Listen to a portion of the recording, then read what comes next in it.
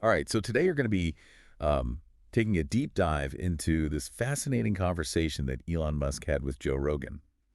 It really kind of flips the script on how we normally think about billionaires. Yeah. We always hear about the lavish spending and all that sort of thing.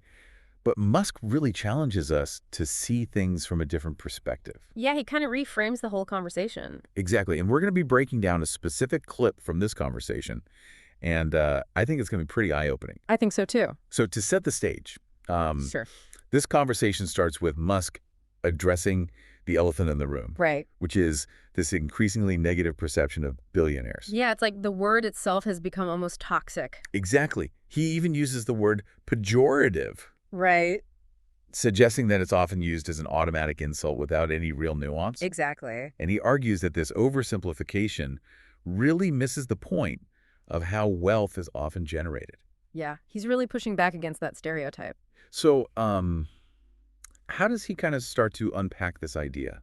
Well, he begins by arguing that in many cases, these fortunes aren't built on, yachts and mansions, but on something much more fundamental, which is creating things that are better than what came before. Okay, so it's not just about accumulating wealth, it's about creating value. Exactly. And that's where the idea of capital allocation comes in. Okay, so what does he mean by capital allocation? Well, he believes that a lot of wealth is generated by organizing people to build incredible products or services, things that really push the boundaries of what's possible. So it's about investing in innovation. Exactly. And the ownership stake in those companies allows these individuals to make crucial decisions about where to invest resources.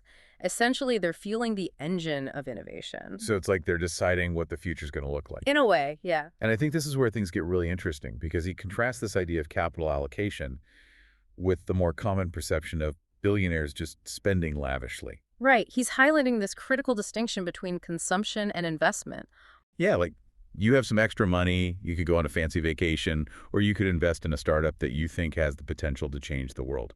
Exactly. And Musk believes that this distinction often gets lost in the conversation about wealth. So it's not just about how much money you have, it's about what you do with it. Exactly. And to illustrate this point, he brings up a pretty interesting example. Oh, who's that? Warren Buffett. Okay. Now, he does throw in a little playful jab, admitting that he's not his biggest fan, which, Nice. makes this whole thing even more entertaining. Of course, always got to have a little bit of humor in there. But what's important is that even though he might not personally resonate with Buffett's style, Musk recognizes the value of what he does. Okay, so what does Warren Buffett do that's so important?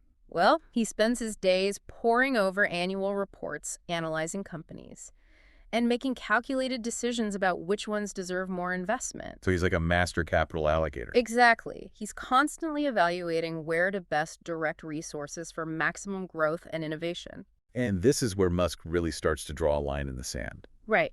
He distinguishes between what he calls the makers and the investors. Okay, so the makers are the ones who are building companies from the ground up, creating tangible products. Exactly like Elon Musk himself. Right, and the investors are the ones who are primarily operating in the world of finance, investing in existing systems. Exactly. And he doesn't shy away from the controversy here. Yeah, he uses the term attack vector. Right, implying that lumping these two groups together is often a deliberate attempt to oversimplify and demonize successful entrepreneurs.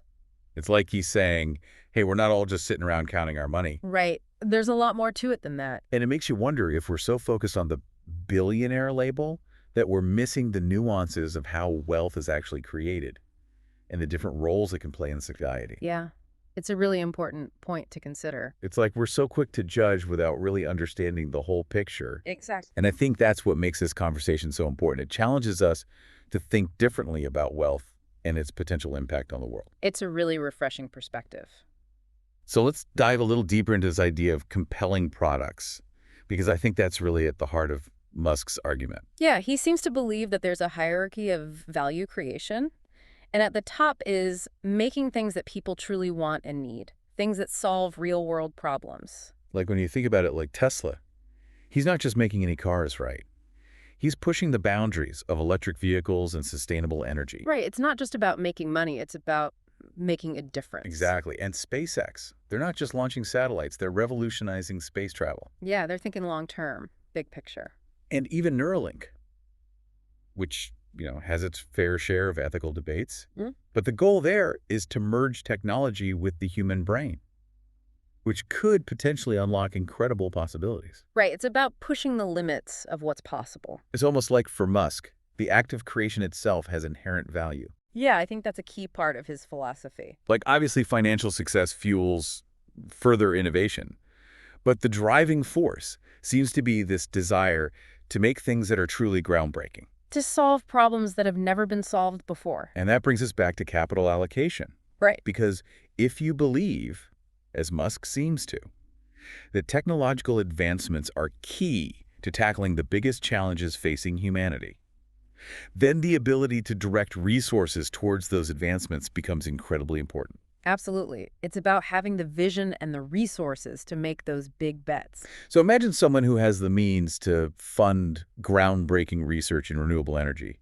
or to invest in companies developing life-saving medical technologies. Right. That's the kind of impact that capital allocation can have. It kind of reframes the image of the billionaire, doesn't it? It does. It's not just about hoarding wealth. It's about having the potential to be a catalyst for positive change. Yeah, it's about using your resources to make a real difference in the world. But of course, this assumes that those with the capital will allocate it wisely. Right? Ethically and with a genuine desire to make the world a better place. Which, is a whole other conversation. Absolutely. But I think Musk's point is that we need to shift our focus away from simply demonizing wealth and start recognizing its potential to drive progress. It's like, don't just look at the bank account.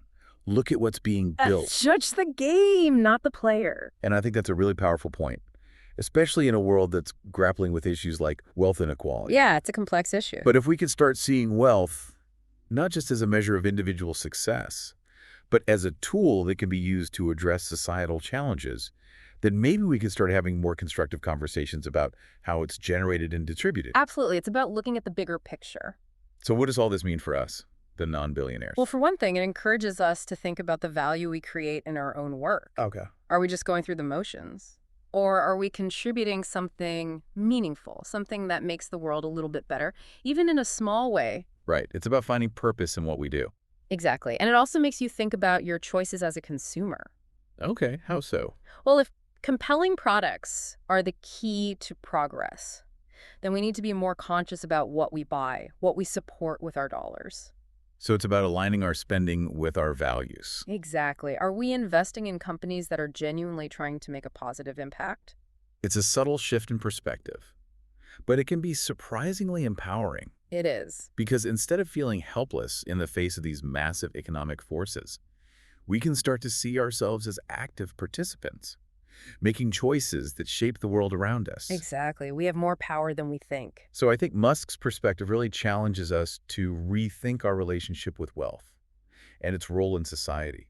Yeah, it's a really thought-provoking conversation. It's a reminder that we all have a part to play, whether we're building rockets or simply choosing to support businesses that are trying to make a difference. And it highlights the importance of education and skills development. Because if the ability to create these compelling products is becoming more and more valuable, then we need to make sure everyone has access to the training and resources they need to thrive in this new economy. Right. It's not just about redistributing wealth. It's about empowering people to create new wealth, to be the innovators and problem solvers of the future. Exactly. And that's a message that resonates far beyond the world of Silicon Valley and billion-dollar companies. Yeah, a universal message. It speaks to that fundamental human desire to create, to build, to leave our mark on the world. And that's what makes this conversation so powerful. It's not just about money. It's about meaning. It's about recognizing that true wealth isn't just measured in dollars and cents, but in the positive impact we have on the world around us. And that's a powerful thought to carry with us. Yeah. It really is. Like, he's kind of laying down a challenge, right? It is. To like step up our game, think bigger. Yeah. Not just be content with punching the clock, but to really strive to create something remarkable. Yeah, and what's so interesting is that it applies to everyone.